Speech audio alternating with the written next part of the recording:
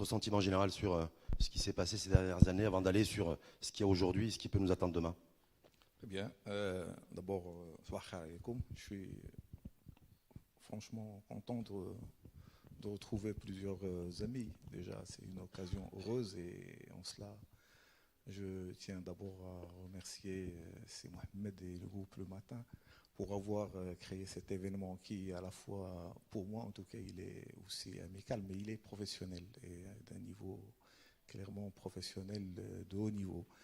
Ce que je voulais dire, bon, effectivement, il y avait la question sur le mot, d'abord, pour moi, amnistie. Le mot amnistie, tel que moi, en tout cas, je le comprends, et peut-être probablement un certain nombre d'entre vous partagent avec moi cette vision, comporte en soi déjà un élément négatif, c'est-à-dire qu'il y a des fautons, quelques-uns qui ont fait des erreurs, et ensuite on oublie, on passe à autre chose. J'aurais tendance probablement à aller vers un autre sens, et qui est le sens de rétablissement de la confiance, qui est plutôt positif. Et je pense d'ailleurs que la loi de finances a été plutôt construite autour de ce concept de confiance. Quel est le lien de la confiance avec le monde bancaire? D'abord, par définition, le monde bancaire et les banques sont des tiers de confiance. Et parmi les clés et les facteurs clés de réussite, notamment de la dernière opération, 2014, c'est bien l'élément de confiance qui existe entre les clients, les contribuables et les banques, et de l'autre côté, l'état d'esprit de collaboration que je salue beaucoup, et qui existe entre les banques et les pouvoirs publics et les administrations, qui a fait que cette machine a bien fonctionné. Si c'était uniquement l'administration fiscale qui devait discuter en direct avec le contribuable, je pense qu'on n'aurait pas eu toute l'ampleur et tout le succès qu'on a eu. Et heureusement. Pour N raisons. Donc la première, évidemment, que j'ai citée, et les centrales, c'est la confiance. Et c'est ce qui va encourager les contribuables à y aller et à faire le pas. Mais pas que, parce que de l'autre côté, je rappelle simplement que les banques couvrent plus de 300 localités au Maroc. Ça veut dire qu'il y a une proximité, une densité, une capillarité qui fait que les banques se trouvent à quelques centaines de mètres de tout un chacun. On va dire du monde au moins de la partie ville, petite ville, même petite localité. Mais aussi les banques déploient, et ils ont la capacité de déployer tout un arsenal dans lequel il y a l'élément humain, clairement, qui est au centre, mais pas que, parce que toute la partie digitale, toute la partie logistique, les GAB, les call centers, les centres d'appel, la technologie demain, aujourd'hui, les réseaux sociaux, ce sont autant d'éléments qui vont venir contribuer à la réussite, Inch'Allah, de ces opérations. Donc, en résumé, pour moi, c'est plutôt allons-y, mais allons-y plutôt dans la confiance, plutôt que l'amnistie qui, elle, effectivement, risque de dire oui, mais alors c'est injuste, pas très juste pour quelques-uns.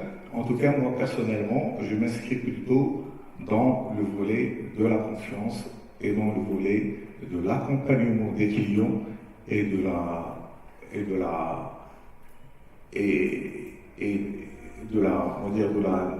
proximité aussi avec l'administration. Je pense que ça ne sera pas complètement inefficace de rappeler que ce mot confiance, il est important. Alors, vous avez parlé d'objectifs. Moi, je vais parler de bénéfices plutôt que d'objectifs. Et je vais essayer de donner un peu plus de détails. Clairement, on sait tous que économie égale confiance. Parce que s'il y a de la méfiance, il y a blocage. Quel que soit le reste. En dehors, dans la recette croissance économique, la confiance est un élément incontournable. Même si on a tout le reste, et si on a la méfiance, ça va bloquer toutes les transactions, et donc ça va bloquer la machine. Donc c'est un élément nécessaire. Alors il n'est pas suffisant, mais c'est un élément nécessaire. De l'autre côté, à défaut d'objectifs chiffrés, quels sont les bénéfices attendus? Il y en a plusieurs. Je vais peut-être parler de deux ou de trois. Vous savez, je pense que ça, la presse en parle beaucoup, que dans l'économie, malheureusement, il y a encore beaucoup trop de cash rapporté au PIB du Maroc. C'est beaucoup trop. On est sur 16, 18 milliards de dirhams qui circulent en cash. En partie pour ces raisons. Évidemment, pas la totalité, parce qu'il faut aussi avoir de l'argent en cash pour payer, pour consommer. Mais il y a une partie du cash qui est en dehors du circuit économique pour ces raisons fiscales. Le fait de faire un appel à ce cash, puisqu'il y a une disposition, effectivement, et là, le terme, il est volontaire, hein, c'est une régularisation volontaire. Donc, le terme clé, c'est volontaire, contribuera à ramener du cash dans le circuit bancaire. Et donc, de passer du cash qui est coûteux pour tout le monde. D'abord, il est coûteux pour celui qui le détient, parce qu'il est risqué, il n'y a pas d'assurance, il y a un risque de vol, de perte. Mais ensuite, il n'est pas utile pour la société, il n'est pas utile pour l'économie. De l'autre côté, je vous donne une information, si vous ne l'avez pas, une transaction cash coûte 10 fois plus qu'une transaction par chèque, qui elle-même coûte 10 fois plus qu'une transaction par Internet. Vous voyez le coût pour la société, parce que même s'il n'est pas direct, mais le coût pour la société, 18 milliards de cash, c'est énorme. Parce qu'il faut le produire, il faut le déplacer, il faut le sécuriser, il faut toute la machine qu'il y a pour gérer ce cash, elle est énorme. Donc, réintroduire ce cash dans l'économie ou dans les banques, tout le monde est gagnant. Dans un premier temps, en termes de coût, mais ensuite, avec le dernier appel de Sa Majesté, que Dieu l'assiste, pour que le monde des banques et pour que les banques s'investissent davantage dans le financement de la TPE, c'est vital, parce que pour pouvoir financer la TPE, créer des emplois, il faut des dépôts de l'autre côté. Et une partie de ces dépôts proviendra aussi du cash qui va rentrer dans le circuit bancaire. Donc, toute cette machine, on va dire, de collecte de dépôts qui revient aux banques, il servira après, ou peut-être dans un deuxième temps, à financer aussi l'économie au bénéfice de tous, parce que financer, c'est vous, c'est moi, c'est nos familles, nos enfants, nos frères, nos cousins, et ainsi de suite. Et donc, on voit le bénéfice, il est aussi direct pour tout le monde. Pourquoi j'en parle? Parce que les collègues, ils n'ont pas, les intervenants peut-être pas donné le détail sur cette opération. Du moins pour les banques, nous sommes concernés par l'opération de régularisation fiscale pour ce qui concerne les revenus des personnes physiques, c'est dit de la préciser, donc ce ne sont pas les entreprises, les personnes morales, issues d'activités professionnelles ou agricoles. En revanche, là où peut-être il y a une nouveauté, ça c'est la première fois que ça se fait, à ma connaissance. C'est la première fois que ça se fait de cette façon. Et là, on ne parle pas de personnes morales, donc ce n'est pas quelques dizaines de milliers au mieux, on est en train de parler de centaines de milliers de personnes. Les centaines de milliers de personnes, ça a un impact. Ça a un impact parce qu'elle va toucher des personnes physiques Et nous espérons, et je pense que nous tous, on espère que ça va contaminer positivement le comportement au sein de l'entreprise. C'est quel type de profil de personnes? Tous ceux qui ont une activité professionnelle Oui, ou agricole, oui. qui en tirent un revenu sur lequel ils n'ont pas ou insuffisamment payé d'impôts sur les 4 dernières années, puisqu'il y a prescription antérieure à 2016, ils ont aujourd'hui l'occasion de régulariser à travers. Donc c'est le commerçant, c'est l'artisan, c'est les professions libérales, c'est tout ce monde-là. Et ça, c'est des centaines de milliers, je dirais même des millions. Des millions.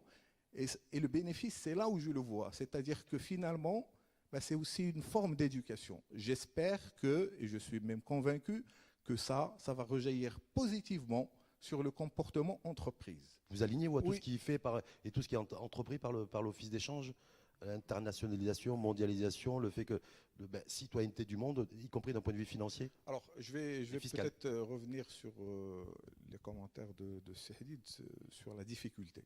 Je comprends évidemment que ça ne soit pas quelque chose d'extrêmement facile. Surtout que là, il ne s'agit pas de régularisation fiscale pour les avoirs et biens immeubles détenus à l'étranger où il y a une expérience, je vais revenir là-dessus. Mais pour la déclaration ou la régularisation volontaire au Maroc, c'est la première fois. Donc ça veut dire quoi? Eh ben, ça veut dire que tout le monde, d'abord là, on n'est pas, et je le répète, face à des personnes morales. Personnes morales, quoique, sont malgré tout outillées, ils ont une culture, soit il y a un directeur financier, soit il y a un expert comptable qui les accompagne, soit... Donc forcément, il y a un minimum quand même d'information et de culture. Là, on parle de personnes physiques qui exercent une activité donc, professionnelle ou agricole. C'est encore plus, ou pire, en termes de background technique et Vous parlez financier. du fellah, par exemple. Oui, fellah, Oui. ou même niveau d'exploitation un peu plus important. Secteur qui est exonéré fiscalement, en partie. Mais s'il Parce que, s'il fait de la transformation, il n'est pas forcément dans la... mais la majorité, Ouais. malheureusement, d'ailleurs, ne faut pas de la Allez, transformation. Restons dans l'idée de simplement que c'est d'abord le nombre. Alors, le nombre veut dire forcément hétérogénéité. Donc, il y a celui qui maîtrise, pas de problème. Celui qui connaît un petit peu, qui ne connaît pas du tout. Celui qui découvre et qui va découvrir. Alors, la loi de finances est votée, donc elle est officielle, mais il va découvrir dans 5 mois, dans 6 mois. On verra. Ça, c'est tout le dispositif. Ça veut dire que oui, clairement, d'accord, tout n'a pas été conçu pour que ça soit forcément homogène à 100% et que ça travaille en synergie, mais c'est notre rôle. Et là, quand même, je me permets de citer Tijari Oufabank. C'est là où le rôle des banques et le nôtre, c'est d'accompagner et de mettre et de décliner un dispositif pour accompagner tout un chacun. Celui qui maîtrise, celui qui ne maîtrise pas, celui qui connaît un petit peu, celui qui ne connaît pas du tout. Et donc, c'est là où notre rôle est d'informer, d'accompagner, de conseiller, d'assister pour que cette transaction, pour que cette opération soit une réussite. Et je veux donner pour ça l'exemple de 2014. Cédric, peut-être, va confirmer. 2014 a démarré le 1er janvier avec la loi. Les textes n'étaient pas encore précis. Ce sont N réunions que nous avons effectuées avec l'Office d'échange, et c'est pour ça que j'ai tout à l'heure beaucoup souligné l'aspect collaboration, qui ont permis à atterrir ou d'atterrir sur une mouture finale pragmatique. Parce qu'il y avait N cas, et surtout la contribution libératoire à l'étranger, c'est très très très complexe. Parce qu'il faut prouver, pas prouver, quoi, où, etc. Et donc ça ne va pas se faire le 2 janvier, clairement. La contribution libératoire 2014, c'est novembre et décembre 2014. C'est-à-dire il a fallu 10 mois de boulot, 10 mois de travail, de part et d'autre, d'informations. Je remercie au passage la presse, toute la presse, qui s'est beaucoup investi dans la communication et l'information communiquée pour que les personnes concernées commencent à prendre conscience et à se faire conviction pour que, in fine, ils passent à la transaction. Et je suis convaincu que ça va se passer de la même façon. C'est-à-dire qu'on va démarrer, et il y a évidemment ceux qui ont déjà pris la décision qui vont se présenter le 2 janvier, qui vont vouloir réaliser la transaction. Mais on a d'autres qui vont découvrir. Il faut leur expliquer, il faut les rassurer, il faut les mettre en confiance, et c'est notre rôle pour qu'ils prennent confiance et que dans le temps, ils y voient une opération bénéficiaire pour eux. Je voudrais simplement préciser que, même si j'ai beaucoup insisté sur le cash, l'opération ne concerne pas que le cash, elle concerne aussi les dépôts déposés dans les banques. Oui. Donc il n'y a pas que ceux qui vont ramener de l'espèce, il y a ceux qui en ont déjà. Mais encore une fois, c'est pas je n'ai jamais déclaré. J'ai déclaré, mais je me suis trompé. Justement parce que je n'ai pas un expert comptable qui m'accompagne. Donc je ne sais pas comment faire. Je me suis planté, mais j'ai sous-déclaré. Pas forcément de manière vicieuse ou de mauvaise foi. J'ai pas pu, je ne sais pas, parce que moi je suis commerçant, artisan, je n'ai que mon métier et tout le reste financier, c'est des techniques que moi je ne maîtrise pas. Donc de bonne foi, je me suis trompé. J'ai une possibilité de régulariser. Je dois avoir en face de moi un tiers de confiance, une banque, ma banque, qui, elle, va m'accompagner, va m'expliquer. Est-ce que Driss Maraoui a déjà établi des éléments de langage vis-à-vis de l'interlocuteur que vous allez avoir en face de vous, pour le rassurer? Oui. Alors, nous, on a donc... Est-ce qu'il y a des mots-clés, des mots magiques? Oui, on a prévu tout un dispositif, donc je peux parler de Tigero Bank, tout un dispositif en dehors de 1200 agences que nous avons et des milliers de personnes qui sont mobilisées pour réaliser cette opération à la fois en devise et en dirham. Bien sûr, tout un dispositif d'assistance, comme je l'ai dit tout à l'heure, téléphonique, à distance, sur le web, sur le mobile, sur le chat, parce qu'il y a aussi un élément peut-être de peur, d'appréhension. Donc les premiers pas peuvent être réalisés par la personne concernée en exploration, et il cherche l'anonymat, même vis-à-vis de sa banque. Même vis-à-vis de sa banque. Les premières informations, il cherchera à les avoir de manière anonyme et confidentielle.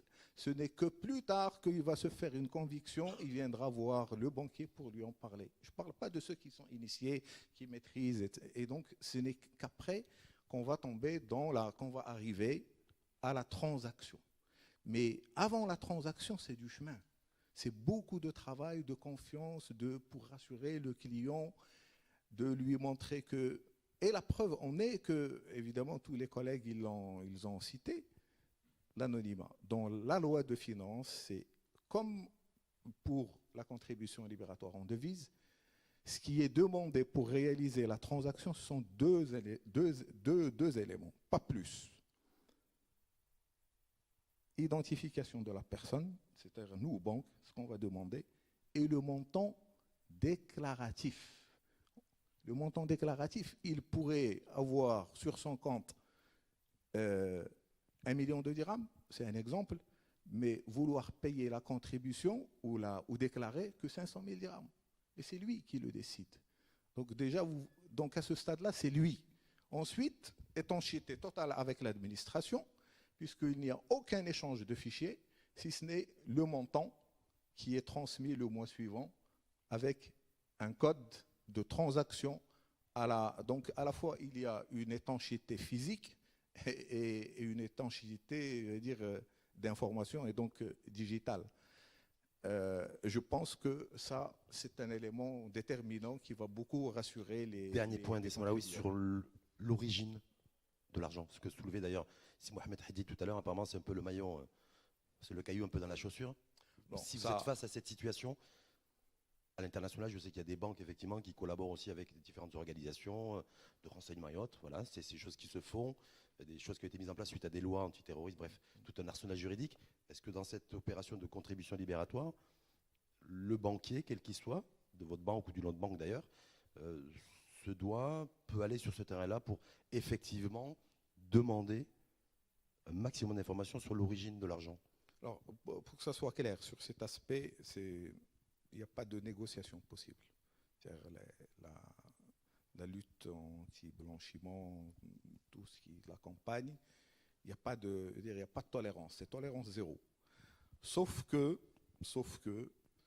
la connaissance que nous avons de nos clients permet de mettre en adéquation le montant et l'activité exercée. Si on voit qu'il y a une disproportion énorme entre le montant et la profession et le client que je connais, c'est à moi de juger est-ce que c'est vraiment une disproportion énorme. Auquel cas, là, on tombe tout de suite dans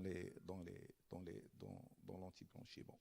Mais si c'est en cohérence avec le métier, bah à ce moment-là, même si c'est du cash, bien sûr, Donc c'est ça le principe. Et donc, c'est toute la finesse de la connaissance du client qui va nous permettre de juger où est la limite. C'est-à-dire là, on est dans le rouge, là, on est dans le blanc. Alors peut-être il y a une zone orange, on va dire grise. À ce moment-là, c'est à traiter.